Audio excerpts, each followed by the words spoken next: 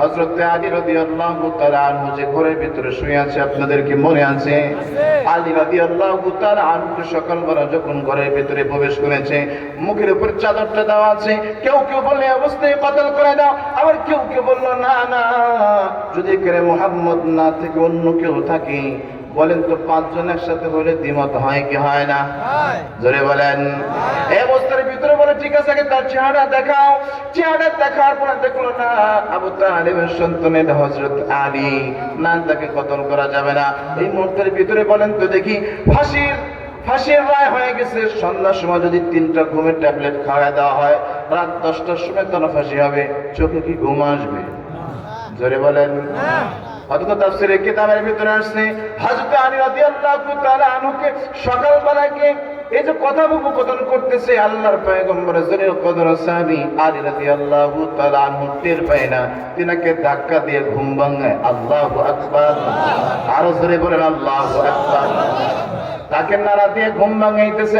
আমি আপনাদের কাছে জানতে চাই, বলেন তো, চতুর্দিকে লঙ্কার তারবারি দাঁড়িয়েছে, যে কোনো সময় তার উপর আক্রমণ হবে, দুনিয়া থেকে কতল করে দুনিয়া থেকে শহীদ করে দিবে। এমন অবস্থায় কি তার চোখে ঘুম আসার কথা ছিল? জোরে বলেন।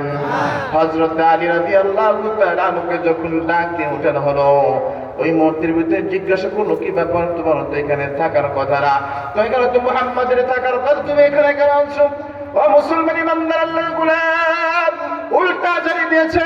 আরে সারা জীবন তোমরা তো আল্লাহর নবীকে তোমরা পাহারা দিয়েছো, মুহাম্মদ কোথায় তোমরা ভালো জানো, আমার কাছে জিজ্ঞাসা করো কেন? আল্লাহু আকবার বলেন। আমি শর্ট করে দিলাম, লম্বা আলোচনা। আলী রাদিয়াল্লাহু তাআলা আনহু যখন মদিনায় পৌঁছলেন, আল্লাহর পয়গম্বরের সাহাবী জিজ্ঞাসা করলো, ও আলী, আল্লাহর পয়গম্বর যখন তোমাকে রেখে মদিনায় সফর করেছে, হিজরত করে চলে আসলেন, ও আলী, তোমার কাছে একটু জানতে চাই, ওই রাত্রির ঘুমটা তোমার কেমন হয়েছে? আল্লাহু আকবার, যার জন্য রেডি হয়ে যান। হযরত আলী রাদিয়াল্লাহু তাআলা আনহু প্রথম প্রশ্ন করলেন, তুমি কিভাবে ঘুম পাল্লা? ওই মুহূর্তের ভিতরে আলী রাদিয়াল্লাহু তাআলা ডাকতে বলে, ও নবীর সাহাবী, আল্লাহর পয়গম্বর আমার কানে কানে বলে আসছে, ও আলী, তোমার কোনো চিন্তা নাই, তোমার সাথে আমার মদিনায় সাক্ষাৎ হবে। মুসলমান ইমানদার আল্লাহর গ্রন্থের ঈমান কত, আল্লাহর নবীকে কিভাবে অনুসরণ করেছে।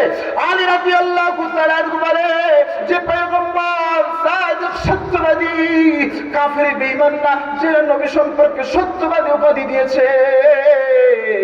কিশোরদের ভিতরে সর্বপ্রথম যে ব্যক্তি মুসলমান, যে যুবক মুসলমান, তার নাম হলো হযরত আলী রাদিয়াল্লাহু তাআলা আনহু। বলে, আমার বুদ্ধির পরে আমার জন্মের পর থেকে কখনো পয়গম্বরের জবান থেকে কখনো মিথ্যা কোনো শব্দ আমি শুনি নাই। আল্লাহর পয়গম্বর বলেছেন মদিনায় সাক্ষাৎ হবে। তারা মানে যতই কাফের বেঈমানগুলো এই মক্কার ভিতরে আমাকে আটক করুক না কেন, সকল আটকের থেকে আমার আল্লাহ তাআলা আমাকে হেফাজত করবে। দৃঢ় বিশ্বাস কেন আল্লাহর নবীকে অনুসরণ করছে? কথা বলেন না কেন?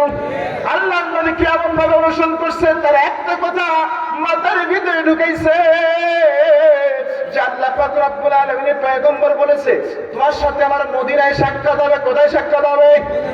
মদিনায় সাক্ষাৎ হবে। কথাটা তার দিলের ভিতরে ঢুকাইছে। আরে আল্লাহর নবী তো বলছে মদিনায় সাক্ষাৎ হবে, তার মানে মক্কাতে আমাকে কতল করার মতো কেউ নাই।